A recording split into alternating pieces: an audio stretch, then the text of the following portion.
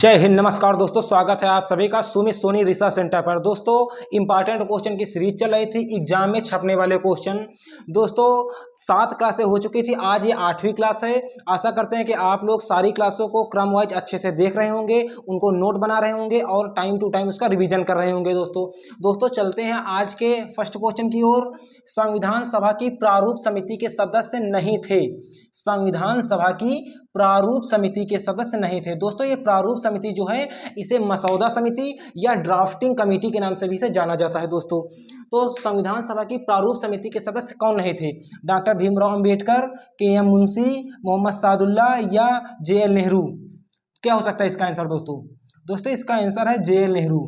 जे.एल. नेहरू संविधान सभा की प्रारूप समिति के सदस्य नहीं थे। अब दोस्तों अगर बात करें प्रारूप समिति की, तो प्रारूप समिति को मसौदा समिति या ड्राफ्टिंग कमेटी के नाम से भी जाना जाता है। अब अगर बात करें दोस्तों कि इसका गठन कब किया गया था, तो इसका गठन दोस्तों किया गया था 29 अगस्त। कब किया गया था दोस्तों? 29 अगस्त 1947 को इसका गठन किया गया था। ठीक है दोस्तों, इसमें कितने सदस्य थे? इसमें दोस्तों 7 सदस्य थे। अब 7 सदस्य में इसके अध्यक्ष कौन थे? तो डॉक्टर भीमराव अंबेडकर इसके अध्यक्ष थे। इसमें टोटल 7 सदस्य थे। एक थे के.एम. मुंशी, एक थे मोहम्मद सादुल्ला, और उसके बाद दोस्तों गोपाला स्वामी अयंगर थे। कौन से दोस्तों? गोपाला स्वामी अयंगर। कृष्ण स्वामी अय्यर भी थे दोस्तों। एन माधवराव थे। दोस्तों क्वेश्चन पूछा जाता है एन माधवराव किसकी जगह पर आए थे?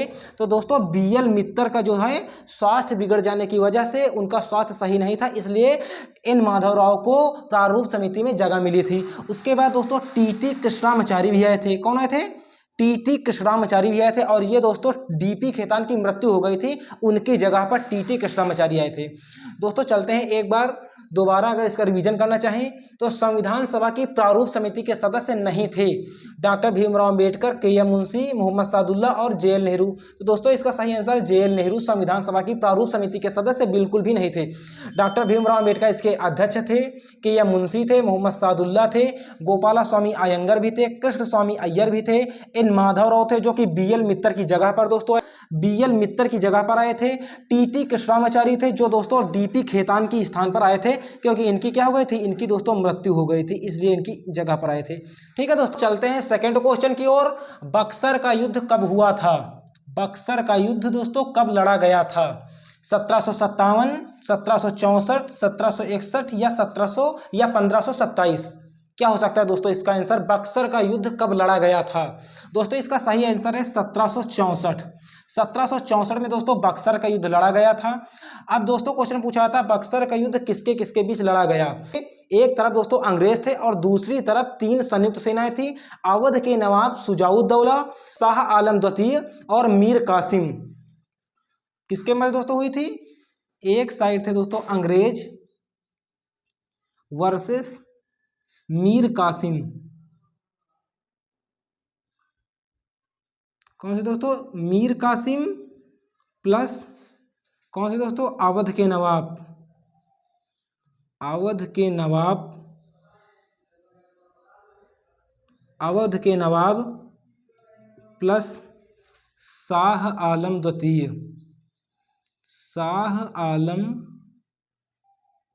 द्वितीय। दोस्तों क्या था?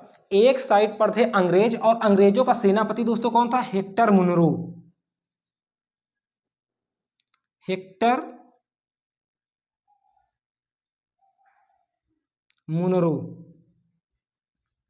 दोस्तों एक साइड था अंग्रेजों का सेनापति हेक्टर मुनरो, और दूसरी तरफ दोस्तों मीर कासिम, अवध के नवाब शुजाउद्दौला और उसके बाद मुगल बादशाह शाह आलम द्वितीय के मध्य बक्सर का युद्ध हुआ था 1764 में। अगर दोस्तों डेट की बात की जाए तो 22 या 23, कहीं कहीं 22 लिखा, कहीं कहीं 23 अक्टूबर। ठीक है दोस्तों, 22 या 23 अक्टूबर 1764 को बक्सर का युद्ध दोस्तों हुआ था। अब अगर बात की जाए अगर युद्ध की, तो कुछ प्रमुख युद्ध की बात की जाए जो कि एग्जाम में, तो चंदेरी का युद्ध दोस्तों हुआ था 1528 ईस्वी में। अगर दोस्तों बात की जाए घाघरा का युद्ध दोस्तों कब हुआ था? तो घाघरा का युद्ध दोस्तों हुआ था 1529 ईस्वी में। अगर बात की जाए तो चौसा का युद्ध कब हुआ था?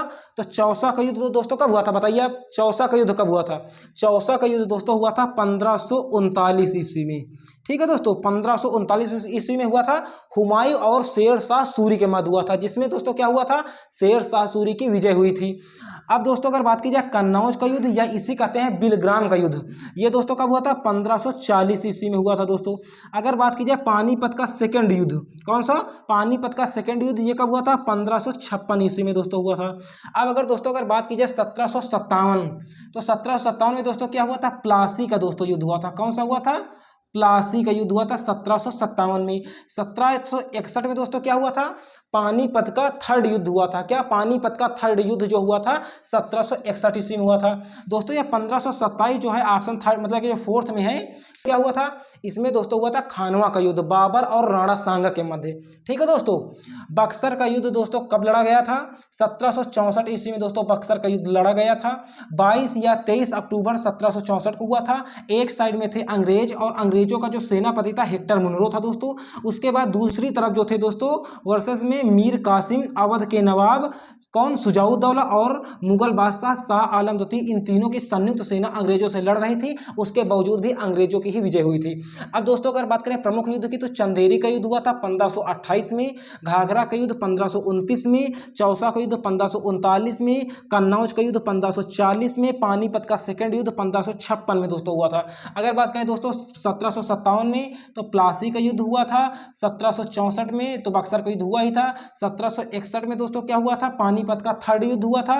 और 1527 में दोस्तों क्या हुआ था, खानवा का युद्ध हुआ था बाबर और राणा सांगा के मध्य, जिसमें बाबर की विजय हुई थी। चलते हैं थर्ड क्वेश्चन की ओर। अकबर ने गुप्तचर विभाग की स्थापना कब किया था, अकबर ने दोस्तों गुप्तचर विभाग की स्थापना कब किया था, 1562, 1563, 1564 या 1574-75 में दोस्तों अकबर ने गुप्तचर विभाग की स्थापना कब किया था, बताइए दोस्तों क्या हो सकता है इसका आंसर।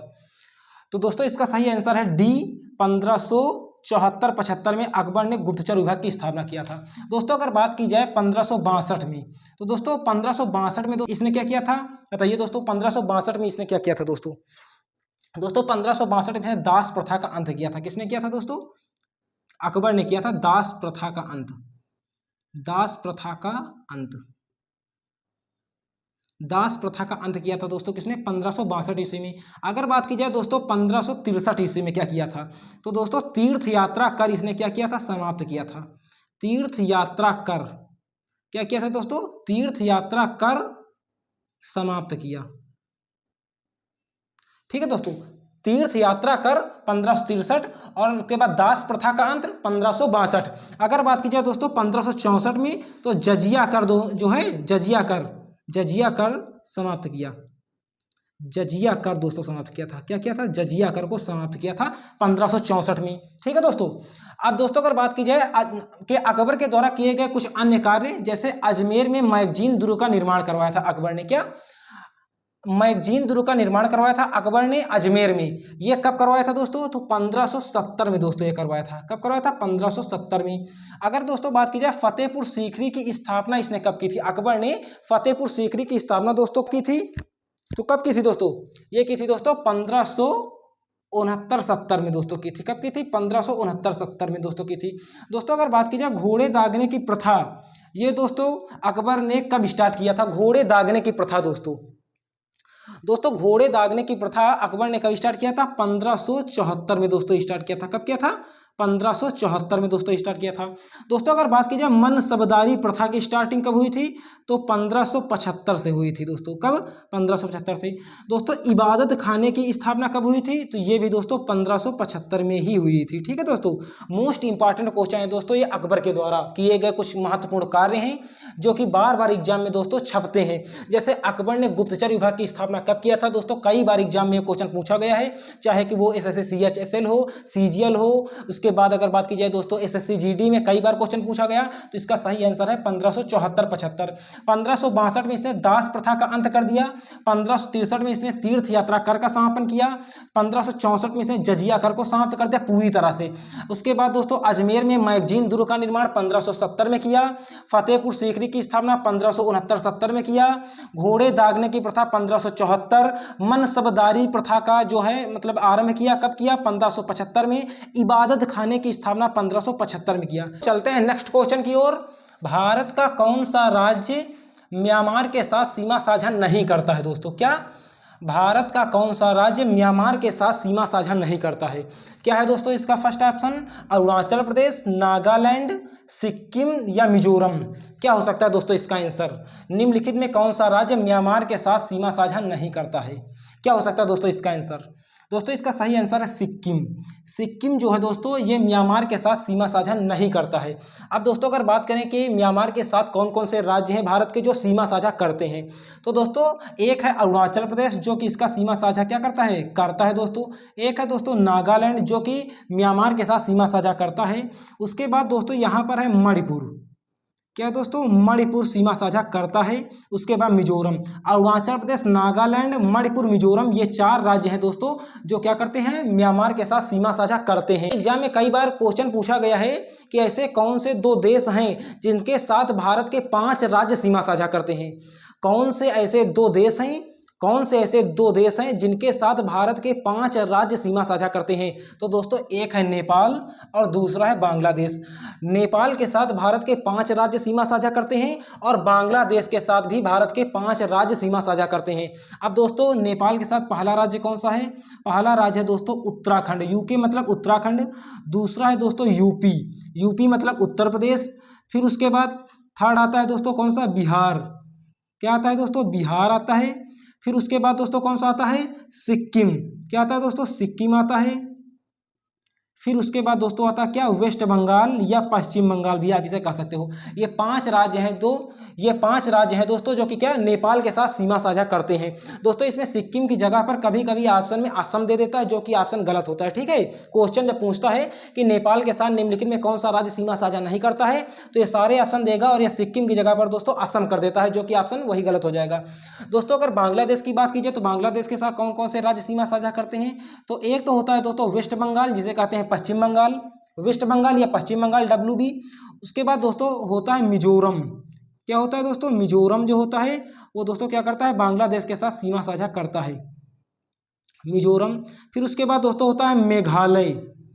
क्या होता है दोस्तों? मेघालय होता है। मेघालय होता है दोस्तों। फिर उसके बाद दोस्तों होता है असम। असम। फिर उसके बाद दोस्तों क्या होता है? त्रिपुरा।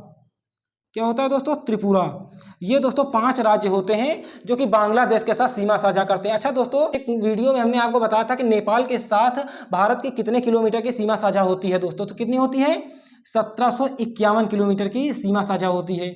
अगर दोस्तों बात कीजिए बांग्लादेश के साथ कितने किलोमीटर की सीमा साझा होती है तो 4096.7 किलोमीटर की सीमा साझा होती है। ठीक है दोस्तों भारत का कौन सा राज्य म्यांमार के साथ सीमा साझा नहीं करता है? इसका आंसर है दोस्तों मणिपुर। उसके बाद म्यांमार के साथ सीमा साझा करने वाले राज्य अरुणाचल प्रदेश, नागालैंड, मणिपुर, मिजोरम। इतना दोस्तों एकदम फाइनल ना। उसके बाद दोस्तों बात करें नेपाल के साथ भारत के 5 राज्य सीमा साझा करते हैं। कौन कौन से? उत्तराखंड, यूपी, बिहार, सिक्किम और वेस्ट बंगाल या पश्चिम बंगाल। नेपाल के साथ भारत की 1751 किलोमीटर की सीमा साझा होती है एकदम आसानी से। दोस्तों उसके बाद बात करें बांग्लादेश के साथ भारत के 5 राज्य सीमा साझा करते हैं। कौन कौन से हैं? एक है वेस्ट बंगाल, उसके बाद है दोस्तों मिजोरम, उसके बाद मेघालय, फिर असम, फिर त्रिपुरा। और बांग्लादेश के साथ भारत की 4096.7 किलोमीटर की सीमा साझा होती है। ठीक है दोस्तों चलते हैं नेक्स्ट क्वेश्चन की ओर। किस नदी को सांगपो नदी भी कहा जाता है? किस नदी को सांगपो नदी के नाम से भी जाना जाता है दोस्तों? ए ऑप्शन है कावेरी, बी सिंधु, सी ब्रह्मपुत्र और डी गोदावरी। किस नदी को सांगपो नदी के नाम से भी दोस्तों जाना जाता है? तो किस नदी को जाना जाता है दोस्तों इसका सही आंसर है ब्रह्मपुत्र नदी। ब्रह्मपुत्र नदी को सांगपो नदी के नाम से भी जाना जाता है दोस्तों सांगपो नदी इसे कहाँ कहा जाता है? दोस्तों तिब्बत में इसे क्या कहा जाता है?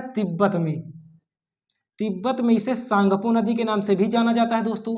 अब दोस्तों अगर बात की जाए ब्रह्मपुत्र नदी के कुछ अन्य नाम, जैसे यारलंग जंबो भी इसे कहा जाता है। कहाँ पर कहा जाता है दोस्तों? तो दोस्तों इसे कहा जाता है चीन में दोस्तों इसे यारलंग जंबो कहा जाता है। अगर दोस्तों दिहांग की बात की जाए तो अरुणाचल प्रदेश में, कहाँ पर दोस्तों? अरुणाचल प्रदेश जो है, अरुणाचल प्रदेश में दोस्तों इसे क्या कहा जाता है? अरुणाचल प्रदेश में इसे दिहांग के नाम से जाना जाता है। फिर दोस्तों क्या होता है, अरुणाचल प्रदेश से यंग्याव दर्रे से यू टर्न लेकर क्या करती है कि ये जो ब्रह्मपुत्र नदी है ये क्या करती है, भारत में प्रवेश करती है, और भारत में प्रवेश करते ही जैसे ही असम में आती है तो असम में इसे दोस्तों क्या कहा जाता है, असम में इसे दोस्तों ब्रह्मपुत्र कहा जाता है। ठीक है दोस्तों। फिर उसके बाद जमुना इसे कहा जाता है, जमुना दोस्तों इसे कहा जाता है बांग्लादेश में। ठीक है दोस्तों, बांग्लादेश में से जमुना कहा जाता है। फिर उसके बाद क्या होता है, जैसे कि गंगा नदी जो है अपने भारत से बांग्लादेश जाती है, और बांग्लादेश में गंगा नदी को क्या कहा जाता है दोस्तों, पद्मा कहा जाता है।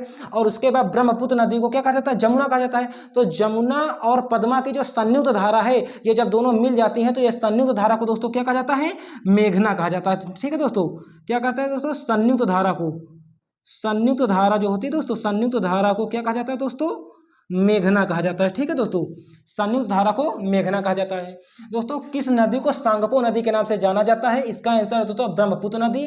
सांगपो नदी दोस्तों इसे कहा जाता है तिब्बत में। ठीक है दोस्तों, उसके बाद ब्रह्मपुत्र नदी के कुछ अन्य नाम है, जैसे यारलंग जाम्बो इसे चीन में कहा जाता है, दिहांग इसे अरुणाचल प्रदेश में कहा जाता है दोस्तों, ब्रह्मपुत्र इसे असम में कहा जाता है, और यमुना जो है इसे क्या बोलते दोस्तों, जमुना, जमुना इसे दोस्तों कहा जाता है, बांग्लादेश में कहा जाता है। उसके बाद मेघना जो होती है, पद्मा और जमुना की जो संयुक्त धारा होती है वो मेघना जो है इसे मेघना कहा जाता है। ठीक है दोस्तों आज के लिए बस इतना ही, मिलते हैं नेक्स्ट वीडियो में। दोस्तों अगर वीडियो अच्छा लगा हो तो इसे लाइक करिए, चैनल को सब्सक्राइब कर लीजिए, जिससे आने वाली वीडियो की नोटिफिकेशन आपको मिल सके सबसे पहले। दोस्तों आप लोग UP police constable, UP SSSC पेट जो कि अभी इसका एग्जाम होने वाला है, उसके बाद दिल्ली पुलिस कांस्टेबल जो कि अभी 1 सितंबर से इसके फॉर्म भी अप्लाई होने लगेंगे। तो इन तीनों परीक्षाओं के GS की तैयारी के लिए आप इस चैनल को सब्सक्राइब कर लीजिए। आप लोगों के भरोसे पर यह चैनल एकदम खरा उतरने की कोशिश